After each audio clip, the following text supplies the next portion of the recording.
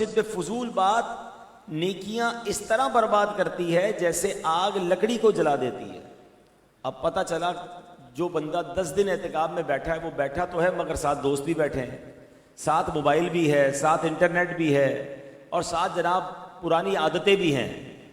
تو ایسا نہ ہو کہ 10 دن کے بعد ثواب کی بجائے گناہوں کا انبار لے کے واپس جائیں. اللہ کو راضی کرنے آئے تھے, رب کو ناراض کر کے جائیں. تو ایسا نہیں کر رہا. اعتکاف میں بیٹھے ہیں تو اس کی قدر کیجئے. بات چیت کرنے, فضول باتیں, گپ شپ, باقی ٹائم زندگی پڑی ہے. اعتکاف میں یہ کام نہ کریں. موبائل فون بھی نہ ہونے کے برابر استعمال کریں تاکہ توجہ عبادت کی طرف رہے. اور پھر خاص طور پہ جب طاق راتیں آئیں تو اس میں تو بہت زیادہ فوکس بڑھ جانا چاہیے. یہ تو باقی اسلامی بھائیوں کے لیے بھی عرض ہے کہ جو اعتکاف میں نہیں بیٹھے, جو مجھے اس وقت لائیو بھی سن رہے ہیں, اب ایک رات تو چلی گئی, طاق رات ایک تو چلی گئی نا, اب 4 طاق راتیں رہ گئی ہیں, 23ویں, 25ویں, 27ویں اور 29ویں. اب ہم نے غور کرنا ہے کہ ان طاق راتوں کو کیسے گزارنا ہے. جتنا عبادت کریں گے انشاءاللہ اتنی برکتیں ملیں گی. اور یہ طاق رات ہے کیسی؟ اگر لیلۃ القدر کسی کو مل گئی, حدیث پاک میں آتا ہے کہ نبی پاک فرماتے یہ وہ رات ہے کہ جس رات فرشتے آسمان دنیا سے زمین پر تشریف لاتے ہیں. حدیث پاک کا خلاصہ ہے فرشتے مسلمانوں کی دعاؤں پر آمین کہتے ہیں, بلکہ مسلمان جو عبادت میں مصروف ہوتے ہیں ان سے فرشتے مصافحہ کرتے ہیں.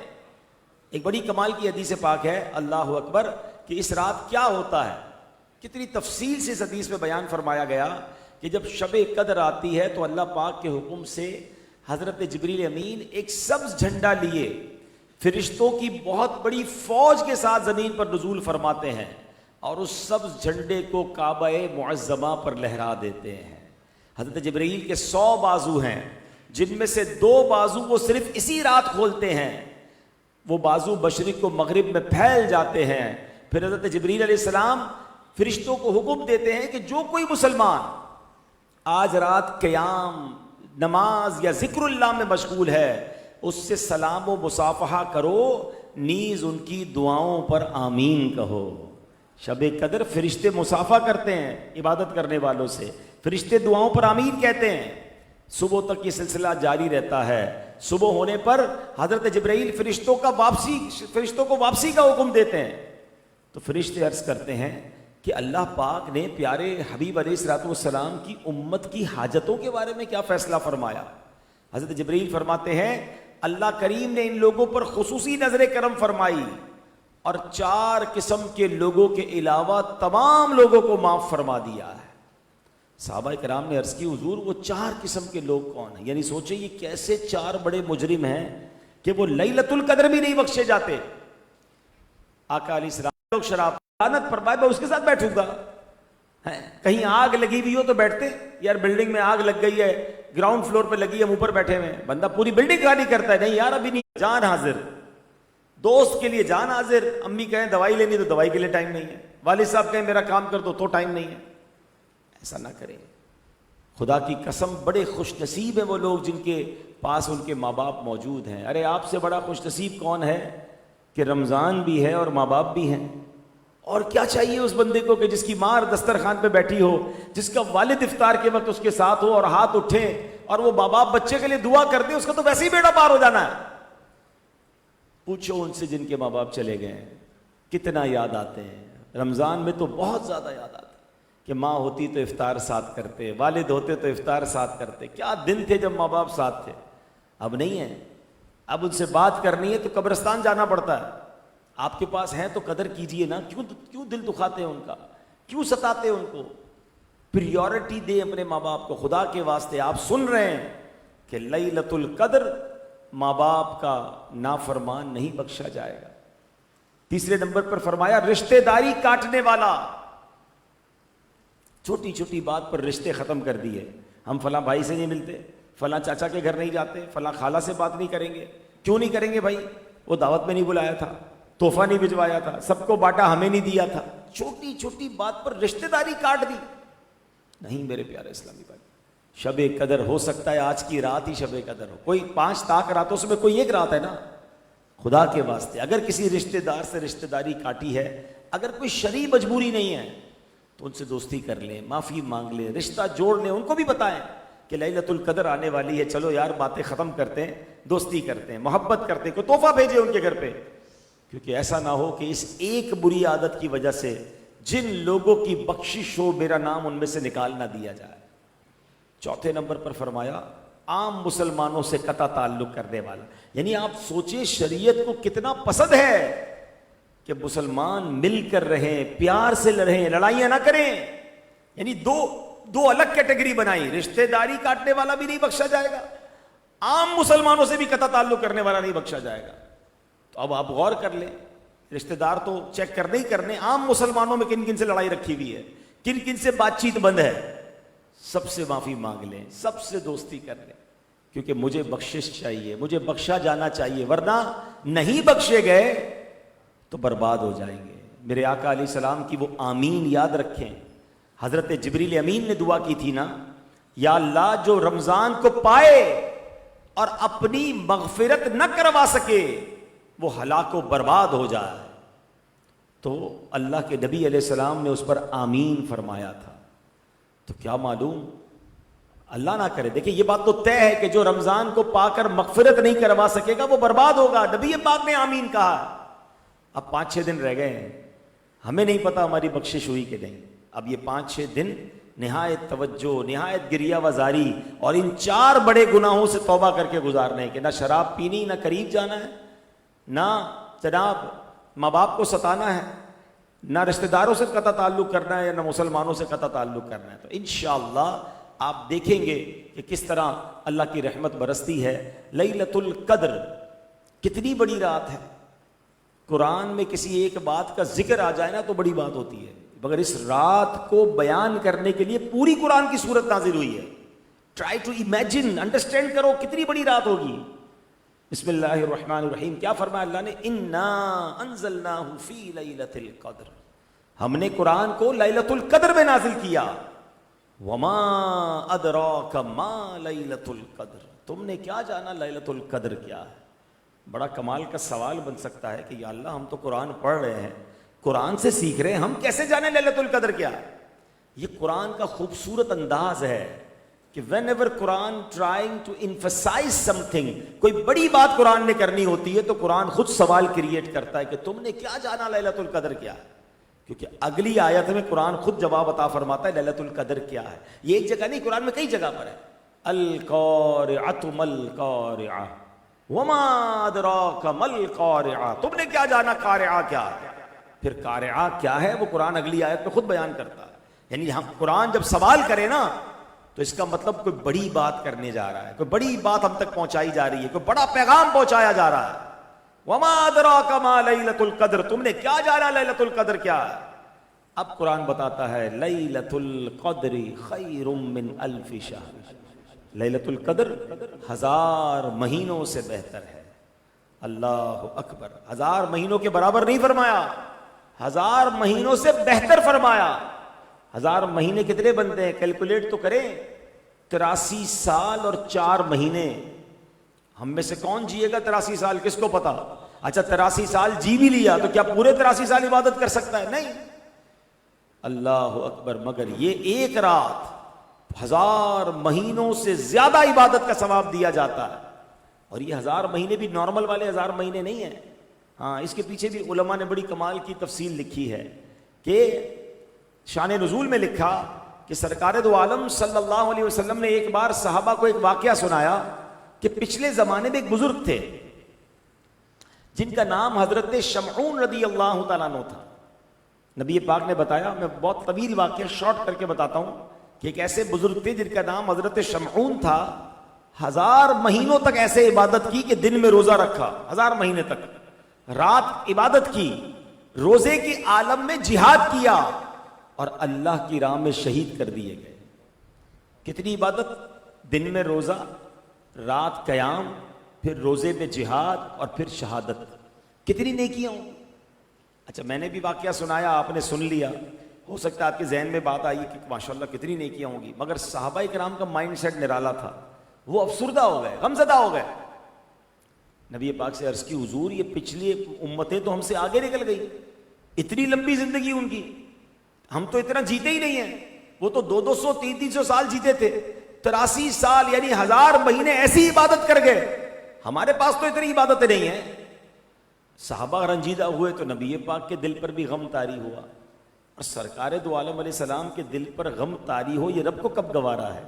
جبریل امین حاضر ہوئے اور عرض کی یا رسول اللہ غمزدہ نہ ہو, اللہ نے آپ کی امت کو ہر سال ایک رات عطا کر دی ہے, جو اس ایک رات میں عبادت کرے گا حضرت شمعون کی وہ 1000 مہینوں سے کی گئی عبادت سے زیادہ ثواب کما لے گا. نارمل 1000 مہینے نہیں, وہ والے 1000 مہینے. اور یہ بھی نہیں فرمایا کہ 1000 مہینوں کے برابر, خیر من 1000 شہر, یعنی 1000 مہینوں سے بھی بہتر رات ہے. تو سوچو نا یار, ایک رات کو پھر کتنا ٹارگٹ کرنا چاہیے.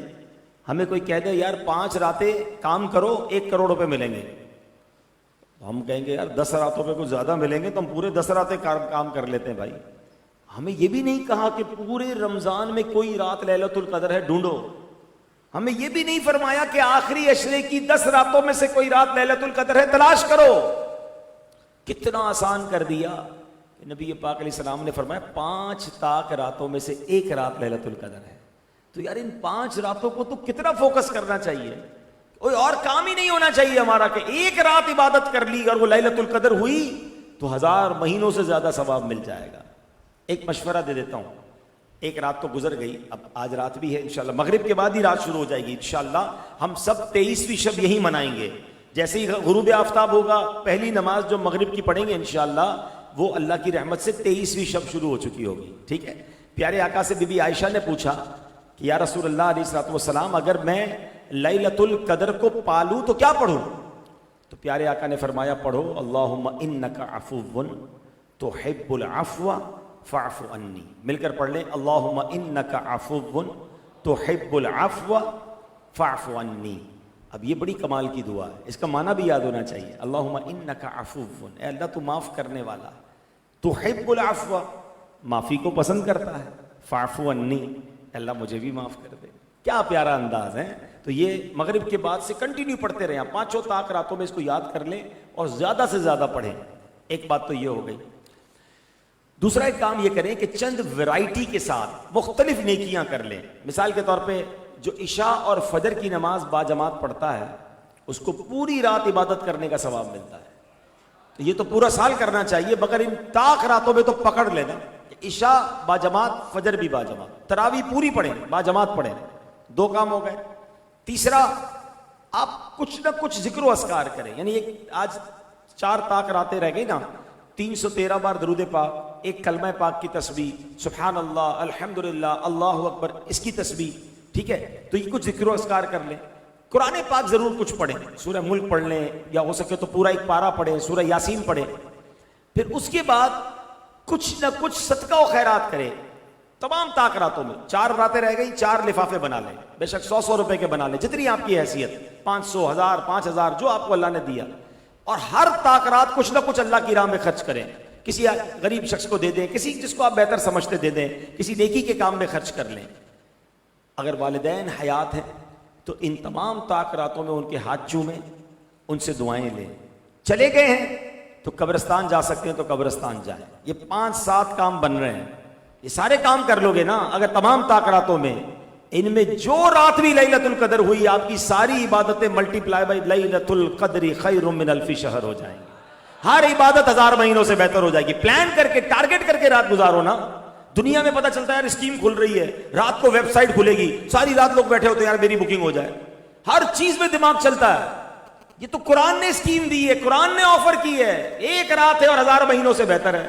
ساری زندگی کی میری عبادت ایک طرف اور ایک رات کی عبادت ایک طرف. اب عقل مند کون ہے کہ اس رات کو ٹارگٹ کرے؟ تو خدا را یہ راتیں مسجد میں گزاریں. جن جن مساجد میں صلاۃ التسبیح کی نمازیں ہو رہی ہیں وہ پڑھیں, تراویح پڑھیں, عبادت کریں, علم دین کی محفل میں بیٹھ جائیں. ماشاءاللہ کئی مساجد میں طاق راتوں میں بیانات ہو رہے ہیں, علماء کی محفل میں بیٹھیں, مدنی مذاکرہ مدنی چینل پر دیکھ لیں. اس سے فائدہ کیا ہوگا کہ رات عبادت میں گزرے گی اور انشاءاللہ وہ رات پھر جبریل امین اور فرشتوں سے ملاقات بھی ہو جائے گی انشاءاللہ. جب آپ عبادت پہ مصروف ہوں گے تو انشاءاللہ ہماری دعاؤں پر وہ آمین بھی کہیں گے. البتہ علماء نے کچھ اشارے بھی دیے ہیں, مختلف اس پہ اقوال ملتے ہیں.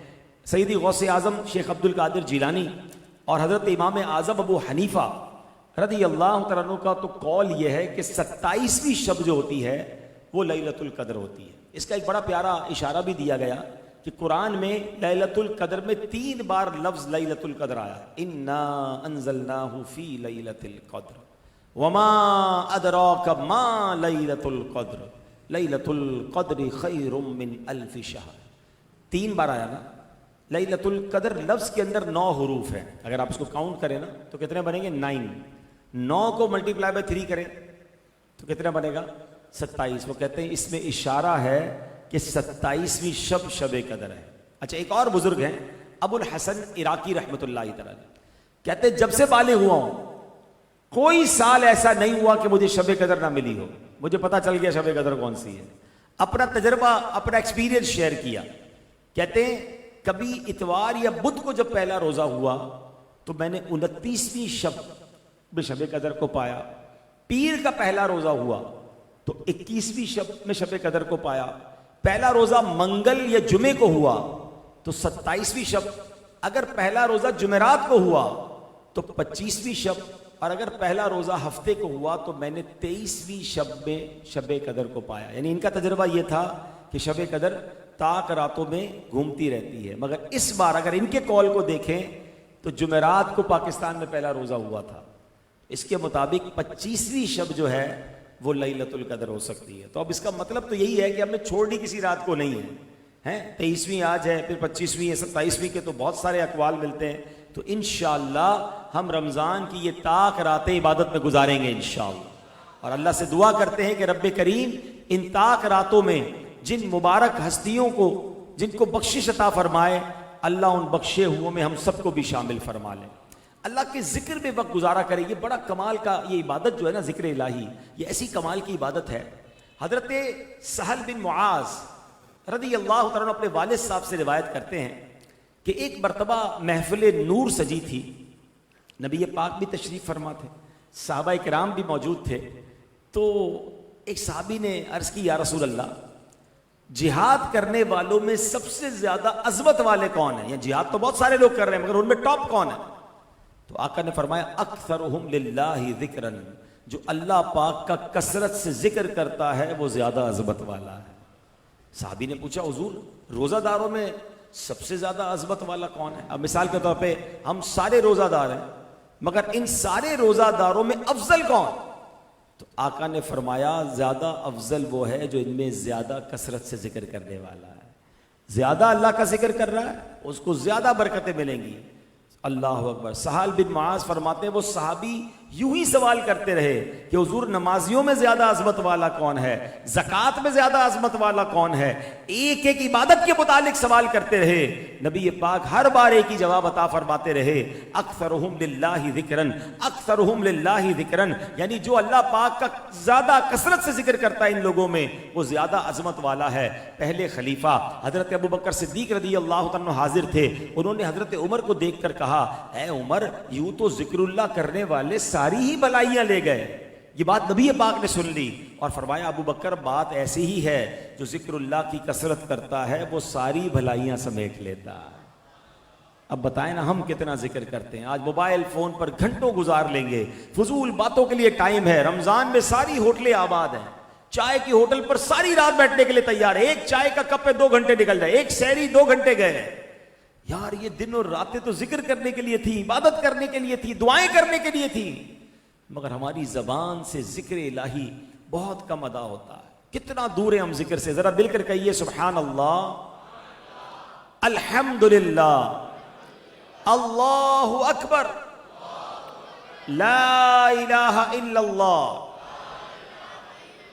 کتنی دیر ہوئی؟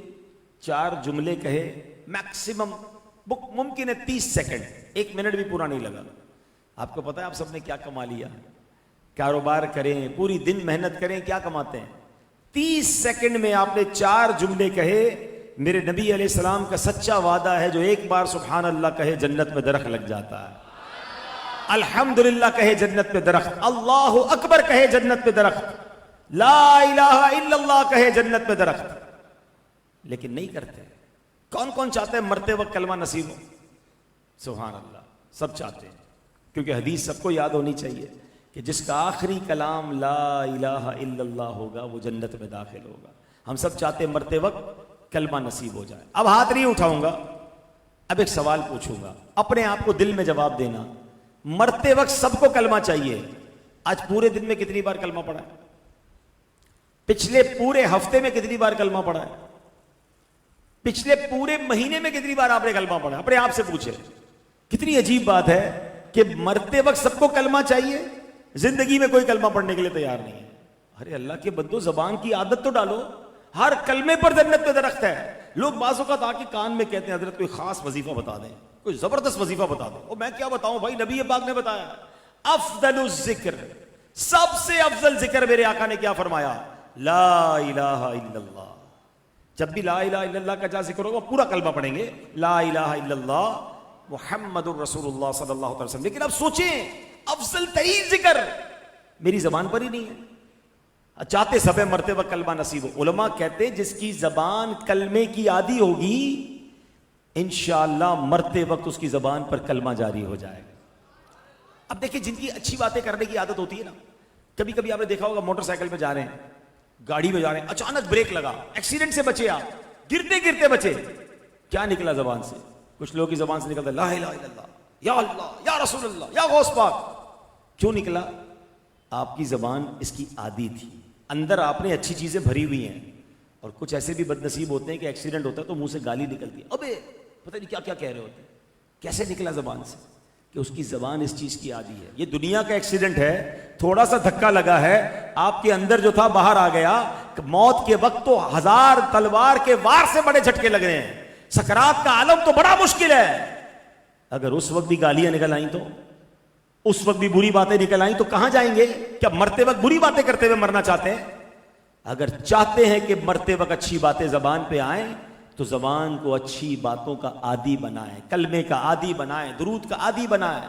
میں سو جاؤں یا مصطفیٰ کہتے کہتے، کھلے آنکھ صلی اللہ کہتے کہتے، تو ایسی عادت ہوگی تو ہوگا نا۔ سوتے وقت کلمہ پڑھے، درود پڑھے، بندہ سبحان اللہ درود شریف پڑھتے پڑھتے مدینے کی یادوں میں سو جائے۔ صبح اٹھتے ہی دعا پڑھے، الحمدللہ الذی احیانا بعد ما اماتنا والیہ النشور۔ الارم بجے نا فجر کا، یہ نماز کے لیے، بندہ کہے لبیک اللہم لبیک، یا اللہ میں حاضر بستر چھوڑا، میں نماز کے لیے کھڑا ہوں۔ اللہ کو کتنا پسند ہے آپ کو پتہ ہے؟ بندہ بستر چھوڑ کر نماز پڑھے۔ ایک روایت میں آتا ہے کہ 3 قسم کے لوگ ہیں جن کو دیکھ کر رب مسکراتا ہے۔ ہائے ہائے، جملہ کیسا ہے؟ اللہ مسکراتا ہے۔ حالانکہ اللہ جسم سے پاک ہے، اس کا مسکرانا ایسا نہیں جیسے ہمارا مسکرانا ہے، وہ اپنی شان کے لائق مسکراتا ہے، یعنی وہ راضی ہو جاتا ہے۔ اس نے پہلے نمبر پہ پتہ ہے کس کو بیان کیا؟ کہ جو بندہ رات کو بستر سے اٹھتا ہے، وضو کرتا ہے اور نماز پڑھتا ہے، اللہ فرشتوں سے کہتا ہے فرشتوں بتاؤ اس بندے کو کس نے بستر چھوڑنے پہ مجبور کیا، کیا بات تھی یہ بستر سے کھڑا ہو گیا؟ فرشتے کہتے ہیں مولا تو بتا، تو زیادہ جاننے والا ہے۔ رب فرماتا ہے میں تو جانتا ہوں مگر تم بتاؤ۔ کہ یا اللہ اس کو ایک امید تو نے دلائی ہے، وہ امید جنت کی ہے، اس لیے وہ کھڑا ہو گیا۔ اے اللہ اس کو دوزخ سے ڈر لگ رہا ہے، اس سے بچنے کے لیے کھڑا ہوا اور نماز پڑھ رہا ہے۔ اللہ فرماتا ہے فرشتوں گواہ ہو جاؤ، اس کو امید جنت کی ہے نا، میں نے جنت اس پر واجب کر دی ہے۔ اس کو ڈر دوزخ کا ہے، میں نے دوزخ اس پر حرام کر دی ہے۔ اللہ اکبر، رات کو اٹھ کر بستر چھوڑ کر اللہ کو یاد کرنا اللہ کو کتنا پسند ہے۔ مگر آج یہ رمضان گزرنے کے بعد کی بات کر رہا ہوں، ہمارے گھروں میں الارم بجتے ہیں، الارم رکھے جاتے ہیں، مگر اسکول کے لیے، آفس کے لیے، فجر کے لیے الارم نہیں ہوتے ہیں۔ سوچو نا یار، پورا مہینہ فجر پڑھی تو رمضان کے بعد کیا مشکل ہے؟ اللہ کو کتنا پسند ہے کہ بندہ اٹھ کے نماز پڑھے۔ ہمیں فجر تو فجر تہجد پڑھنی چاہیے۔ ارے مجھے ایک بار دیکھ کر رب مسکرا دے، میری تو زندگی سنور گئی نا۔ مگر ہم سوچیں کہ ہم راتیں کیسے بتاتے ہیں۔ ذکر الہی کی بات ہو رہی ہے، اللہ کریم قرآن میں فرماتا یا ایھا الذین آمنوا اذکروا اللہ ذکرا کثیرا، اے ایمان والو اللہ کو بہت یاد کرو۔ رسول اکرم علیہ الصلوۃ والسلام نے فرمایا اللہ کا ذکر اتنی کثرت سے کرو کہ لوگ تمہیں دیوانہ کہنے لگے۔ ایک اور جگہ رب کریم عز و جل ارشاد فرماتا ہے فذکرونی اذکرکم واشکرولی ولا تکفرون، تم میری یاد کرو میں تمہارا چرچا کروں گا، اور میرا حق مانو اور میری ناشکری نہ کرو۔ تفسیر نعیمی میں اس آیت کریمہ کا ذرا خلاصہ سنیے گا، ایمان تازہ ہو جائے گا۔ مفتی صاحب فرماتے ہیں، اللہ فرماتا ہے لوگوں میرا ذکر کرو، اس کا نتیجہ یہ ہوگا کہ عالم میں تمہارا چرچا ہوگا۔ تم مجھے اطاعت سے یاد کرو، میں تمہیں رحمت سے یاد کروں گا۔ تم مجھے دعا میں یاد کرو، میں تمہیں عطا سے یاد کروں گا۔ تم مجھے حمد و ثنا سے یاد کرو، میں تمہیں نعمت سے یاد کروں گا۔ تم مجھے دنیا میں یاد کرو، میں تمہیں آخرت میں یاد فرماؤں گا۔ تم مجھے راحت و آرام میں یاد کرو، میں تمہیں مصیبت و بلا میں یاد کروں گا۔ آرام آتا ہے تو ذکر بھول جاتے ہیں، ارے راحت میں رب کو یاد کرو، رب مصیبت میں یاد فرمائے گا۔ تم مجھے نیکیوں میں تلاش کرو، نیکیاں کر کے یاد کرو، میں تمہیں ہدایت میں یاد کروں گا۔ اے لوگو تم کہو یا ربی، اے میرے رب، میں کہوں گا عبدی، اے میرے بندے۔ تم کہو میں گناہگار ہوں، میں کہوں گا میں غفار ہوں۔ اللہ اکبر۔ حدیث قدسی میں ہے، اللہ پاک ارشاد فرماتا ہے بندہ میرا ذکر کرتا ہے میں اس کے ساتھ ہوتا ہوں، اگر وہ دل میں مجھے یاد کرے میں اسے اکیلا ہی یاد کرتا ہوں، اگر وہ مجمع میں مجھے یاد کرے میں اس سے بہتر مجمع میں یعنی فرشتوں میں اسے یاد کرتا ہوں۔ اب بتاؤ نا کیوں نہ اللہ کا ذکر کریں کہ جب میں رب کا ذکر کروں تو رب سبحان اللہ اپنے کرم سے مجھے یاد فرمائے۔ ایک بار حضرت پیر مہر علی شاہ صاحب، کتنے بڑے بزرگ ہیں، بابا فرید کے مزار پر ہر سال جاتے تھے، تو کسی بد مذہب نے کہا کہ آپ اتنے بڑے ولی ہو کر، اتنے بڑے عالم ہو کر مزار پہ آتے ہیں اور ہر سال آتے ہیں۔ تو بابا فرید کے مزار پر پیر مہر علی شاہ صاحب کیا کمال کا جواب دیتے ہیں، بولتے فرماتے میں تو یہاں آیت قرآن کی تفسیر دیکھنے آتا ہوں۔ تو فرمایا مزار پر کون سی تفسیر ملتی ہے؟ کہا رب نے فرمایا ہے نا فذکرونی اذکرکم، تم میری یاد کرو میں تمہارا چرچا کروں گا۔ میں دیکھنے آتا ہوں کہ بابا فرید نے ساری زندگی رب کا ذکر کیا ہے، اللہ نے مخلوق کی زبان پر حق فرید یا فرید جاری کر دیا، اللہ نے اس کے چرچے کو کیسا بلند کیا ہے۔ اللہ اکبر۔ تو پتا کیا چلا، جو رب کا ذکر کرتا ہے اللہ اس کے ذکر کو بلند کر دیتا ہے۔ ایسے ہی نہیں ہماری زبانوں پر داتا حضور کا ذکر ہے، ایسے ہی نہیں ہم غوث پاک کا ذکر کرتے ہیں، ایسے ہی نہیں ہم جناب امام اعظم کے چاہنے والے ہیں، انہوں نے اللہ کا ذکر کیا ہے، اللہ نے ساری دنیا میں ان کے ذکر کو بلند کر دیا ہے۔ تو اے میرے پیارے اسلامی بھائیوں، یہ آخری دن رمضان کے ذکر اللہ کی عادت ڈالنے کے ہیں، زبان کو فضول نہ رہنے دیں، اور صرف زبان سے ذکر نہیں، اپنے بدن سے ذکر کیسے ہوگا؟ جب میں اور آپ نماز پڑھتے ہیں تو پوری باڈی اللہ کا ذکر کر رہی ہے، یہ پوری باڈی اللہ کا شکر ادا کر رہی ہے، تو نماز کی عادت بھی رکھنی ہے۔ میں رب کریم سے دعا کرتا ہوں اللہ ہمیں رمضان کے بعد بھی 5 وقت کا نمازی بنائے رکھے، ہم رمضان کے بعد بھی مسجدوں سے جڑے رہیں، ہم رمضان کے بعد بھی عبادت گزار رہیں۔ اور اے میرے پیارے اسلامی بھائیوں، رمضان کے بعد نیک رہنا چاہتے ہیں تو اچھا ماحول اپنائیے، اور دعوت اسلامی کا ماحول ہمارے سامنے ہے جہاں کروڑوں لوگوں کو گناہوں کی عادت چھڑوا کر نیکیوں کی راہ پر دعوت اسلامی نے لگایا۔ ہم اس ماحول سے وابستہ رہیں، اور اس مہینے میں ایک گزارش اور کروں گا کہ جہاں ہم اپنی زکوٰۃ اپنے عطیات دیتے ہیں بالکل دینے چاہیے، اس میں پہلا حق ہمارے اپنے غریب رشتہ داروں کا ہے، اور اس کے بعد دعوت اسلامی جو ماشاءاللہ دنیا بھر میں دین متین کی خدمت کر رہی ہے، اپنے ڈونیشن میں اپنی زکوٰۃ میں دعوت اسلامی کا ساتھ دیں تو انشاءاللہ یہ دین کا پیغام اور آگے بڑھے گا۔ آخری بات فطرے کے حوالے سے کر لوں، فطرہ واجب ہے اور یہ عید کی نماز سے پہلے دینا ہوتا ہے، لیکن ہو سکے تو رمضان میں دے دیں تو اس کا ثواب زیادہ ملتا ہے۔ کل جمعہ ہے اور ہو سکتا ہے کل جمعۃ الوداع ہو، تو جمعۃ الوداع کی نیکی تو سبحان اللہ، تو ہو سکے تو کل ہی فطرہ دے دیں۔ اور فطرہ جو ہے وہ ہمیں اپنی حیثیت کے مطابق دینا چاہیے۔ حدیثوں میں 4 قسم کا فطرہ بیان ہوا، گندم کا، جو کا، کشمش کا، کھجور کا۔ جو نارمل اسلامی بھائی ہیں، مڈل کلاس غریب لوگ ہیں، وہ اگر گندم کا فطرہ دے تو ٹھیک ہے، مگر وہ جن کو اللہ نے نوازا ہے، بہترین سحری افطاریاں کروائی ہیں، عید کے بہترین کپڑے جنہوں نے تیار کیے ہیں، تو ان کو پھر فطرہ بھی اپنی حیثیت کے مطابق بہترین دینا چاہیے۔ تو اس کے لیے بھی گزارش کروں گا کہ فطرے میں بھی اپنی دعوت اسلامی کو یاد رکھیں۔ رب کریم ہم سب کا جمع ہونا اپنی بارگاہ میں قبول فرمائے، اللہ اس مسجد کو شاد و آباد فرمائے، اور اس کو آباد کرنے والوں کے گھروں کو بھی آباد فرمائے، آمین بجاہ النبی الامین صلی اللہ علیہ وسلم۔ اب انشاءاللہ مناجات ہے۔ گناہوں سے مجھ کو بچایا الہی، مجھے نیک انسان بنایا الہی، تجھے تو خبر ہے میں کتنا برا ہوں، تو عیبوں کو میرے چھپایا الہی، تو عیبوں کو میرے چھپایا الہی، میں ہر سال آؤں شرف حج کا پاؤں، چلے طیبہ پھر قافلہ یا الہی، چلے طیبہ پھر قافلہ یا الہی۔ الحمدللہ رب العالمین، والصلاة والسلام على خاتم النبیین، اللہم ربنا آتنا فی الدنیا حسنة وفی الآخرة حسنة وقنا عذاب النار، وقنا عذاب القبر، وقنا عذاب الحشر، وقنا حساب المیزان۔ اے اللہ ہم سب کے آج کے روزے کو اپنی بارگاہ میں قبول فرما، اب تک جتنے روزے رکھے، جتنی تراویح پڑھی، جتنے سجدے کیے، جتنے صدقے کیے، اے اللہ اپنے کرم سے قبول فرما لے، ان میں جو غلطیاں کوتاہیاں ہوئی اپنے کرم سے معاف فرما۔ اے اللہ ہماری، ہمارے ماں باپ کی، نبی پاک علیہ السلام کی ساری امت کی بخشش فرما دے۔